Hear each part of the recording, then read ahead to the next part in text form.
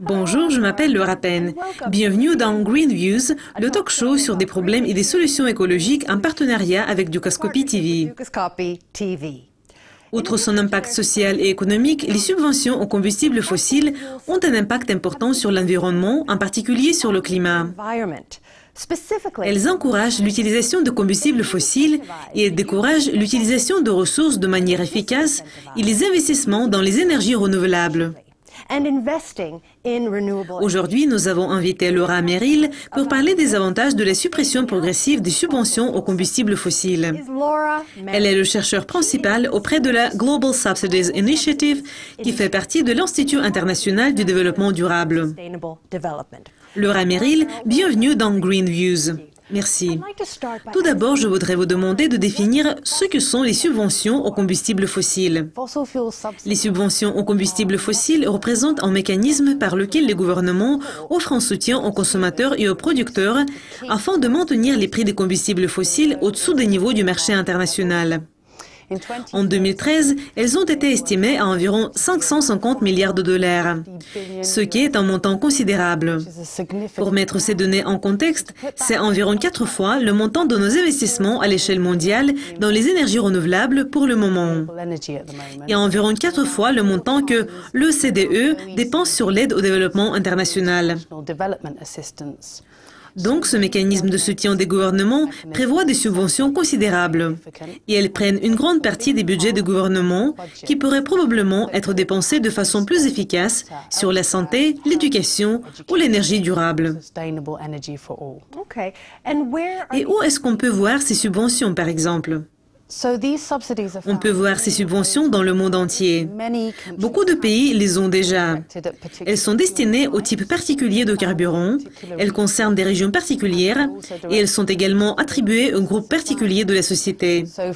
Donc, par exemple, les pays qui ont des subventions aux combustibles fossiles peuvent être de grands exportateurs de pétrole, par exemple au Moyen-Orient.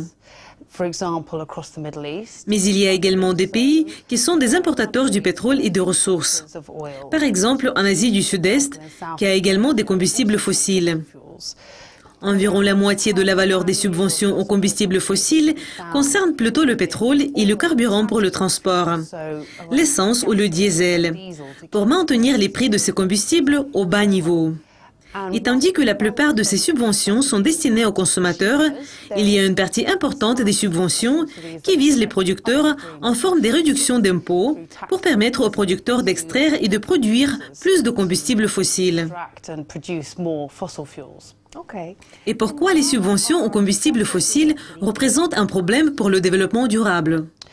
Les subventions aux combustibles fossiles représentent un grand problème pour le développement durable, en partie parce qu'elles sont très grandes et répandues et parce que de nombreux pays les donnent. Mais il y a en fait 3 raisons principales pourquoi c'est un problème.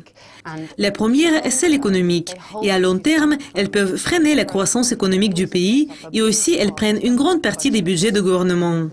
La deuxième raison, c'est qu'elles sont nocives pour l'environnement. Et la troisième raison, c'est qu'elles sont un moyen inefficace de cibler les programmes d'aide sociale pour les pauvres.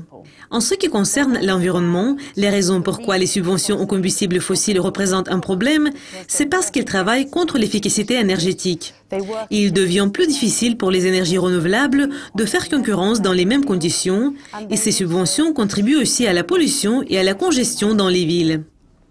Mais elles contribuent également aux émissions de carbone. Aujourd'hui, dans le monde, nous essayons de réduire les émissions de carbone. On estime que si nous éliminons les subventions aux combustibles fossiles, nous pourrions réduire les émissions de carbone de près de 10% au niveau mondial. Et pourriez-vous donner un exemple d'un endroit où on peut observer une suppression progressive des subventions aux combustibles fossiles et où cela porte des fruits? En ce moment, il y a une fenêtre d'opportunité pour les pays pour commencer ce travail de réduction progressive des subventions aux combustibles fossiles, parce que nous sommes dans le contexte du prix bas du pétrole. Au cours des dernières années, environ 30 pays ont pris des mesures pour réformer ces subventions, et les exemples notables, ce sont les pays comme l'Inde, l'Indonésie et le Maroc. Et que les gouvernements peuvent-ils faire pour contribuer à la suppression des subventions aux combustibles fossiles? Pour que les gouvernements soient capables de réduire ces subventions avec du succès, ils doivent suivre une approche à 3 piliers. Le premier pilier consiste à équilibrer le prix de l'énergie et de le mener au niveau international, et aussi de commencer à penser à la tarification du carbone.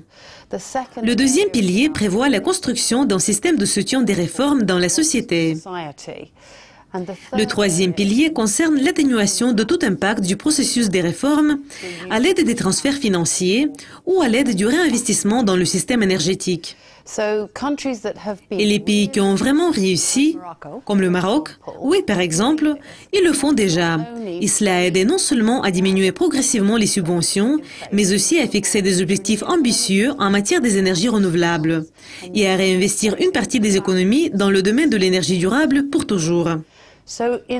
À long terme, les gouvernements, la société civile, les entreprises et les instituts de recherche, comme le nôtre, doivent travailler ensemble dans cette fenêtre d'opportunité pour réduire et éliminer les subventions aux combustibles fossiles qui sont injustes par rapport à la société. Et cette suppression pourrait mener à une société plus juste et à la croissance à faible émission de carbone. Laura Merrill, merci beaucoup de vos commentaires précieux. Merci d'être avec nous. C'était Laura Penn et Green Views, un talk show sur des problèmes et des solutions écologiques en collaboration avec Dukascopy TV. À la prochaine.